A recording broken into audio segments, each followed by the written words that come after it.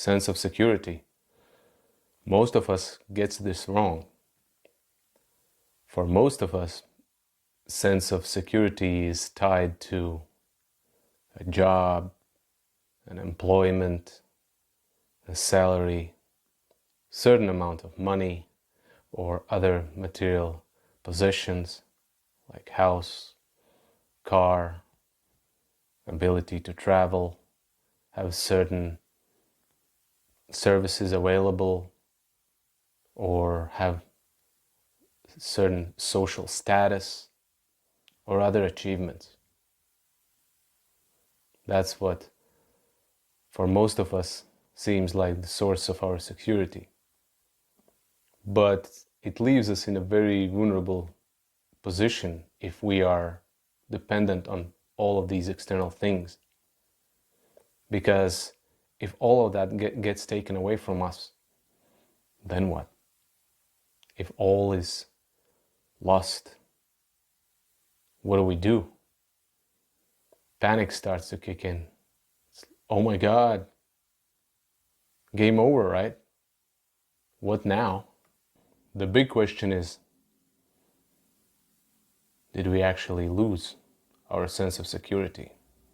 What all of us have experienced is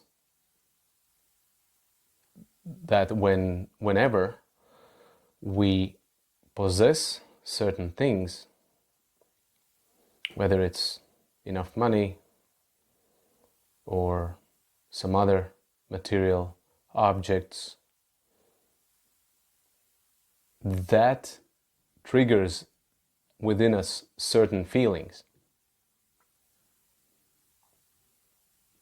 And then the question is, what is all common in all of these experiences whenever we experience certain positive and also negative feelings in different situations? What's the commonality in all of this? The answer is us. We're the common denominator. We are. It's not that some external objects transferred their feeling or their sense of security to us, within us. We didn't suck that inside. We generated this feeling within us already. The common theme in this is that we are the source of happiness, and only we decide how and when to generate these positive and also not so positive feelings. But somehow we often transfer the so-called permission slip to certain objects and external symbols and possessions that determines how and when we are allowed to feel in a certain way. We get to decide whether we remain attached to certain external symbols and objects that allow us to feel in a certain way or not. It's like, do we have to wait for a pile of cash to show up in our lives and only then allow us to feel in a certain good way? No, we don't have to wait for that. But somehow we are conditioned that this is how we are supposed to be. Who or what determines how we feel? We do. Our mind often gives us certain meanings to certain situations and experiences, and these meanings cause us to have an emotional reaction to that. And often we think that these external symbols and objects are responsible how we feel, and they are the ones that made us feel like this. But actually, no.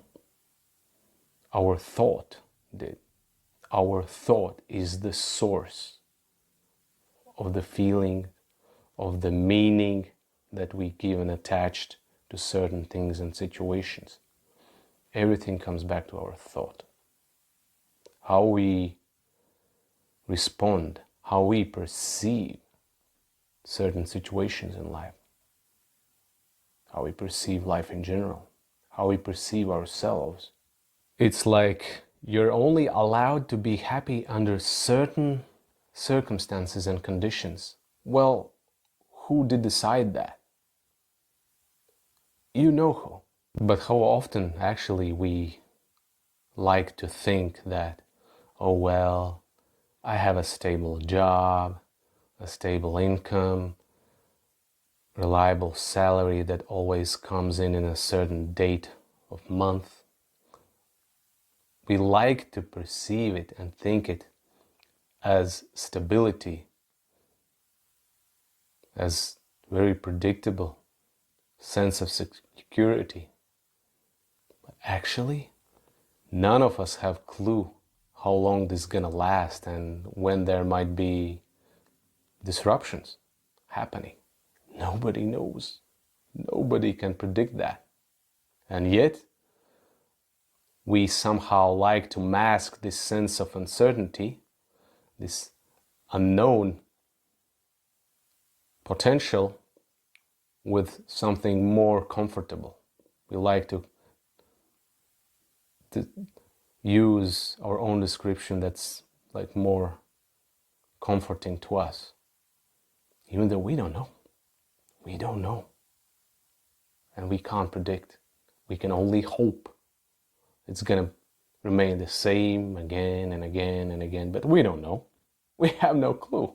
Dependence on external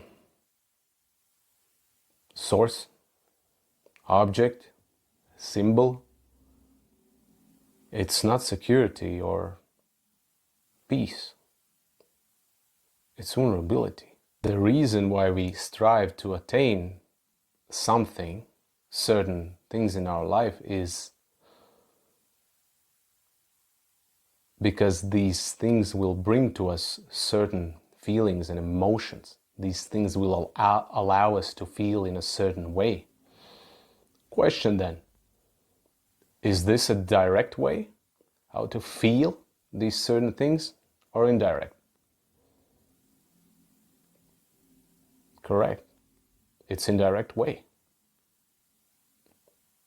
We're chasing these external objects just so that we can return back to ourselves and have certain inner experience, certain feeling within us. That's indirect. That's often way too long and more expensive than necessary to achieve certain inner states and feelings in our life. It's like, well, when I have enough money, then I will be able to feel more free in my life. Is that the only way how to feel free? When you look at rich people, a lot of them are not free. A lot of them feel miserable internally. So it's not just about money, is it? So there's got to be something else.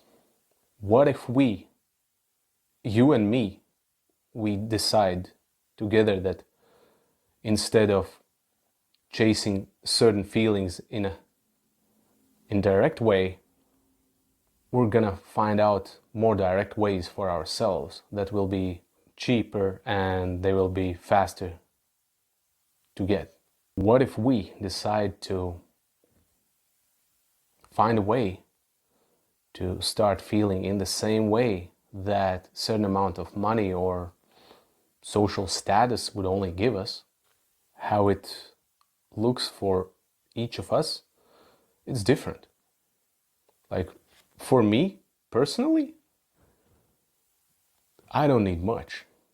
Like, some of the best ways I have discovered for myself when I feel most alive in the world is I don't need to go to some exotic, faraway land. For me, it's enough to take my bicycle and drive for 5 to 10 kilometers in a direction or route that I haven't used before or haven't used in a long time. It's just the sense of movement, moving outside of my environment, my house, that I get used to. So getting out of that gives me tons of sense of freedom and happiness. Like, that's simple for me. For you, might be something else. So, my invitation to you is to go out and discover all the small things that make you happy, all the small things that may seem not so significant, and yet they are. And these things, they don't require a lot of investment. What is required is a little bit of awareness and courage to go out, explore, and do it. Now, a lot of us often carry over our childhood experiences and wounds when there are certain situations in our childhood when we were not allowed or able to do certain things that we actually wanted to do. And that made impression on us, oh well, I'm not meant to do what I want to do in this life. I have to do what someone else wants me to do. And it's not just in childhood, like there's also society telling us what to do and what not to do, certain norms. It's time to change that. It's time to become the source of your own power. It's not about pretending who you are not. It's simply remembering who you really are.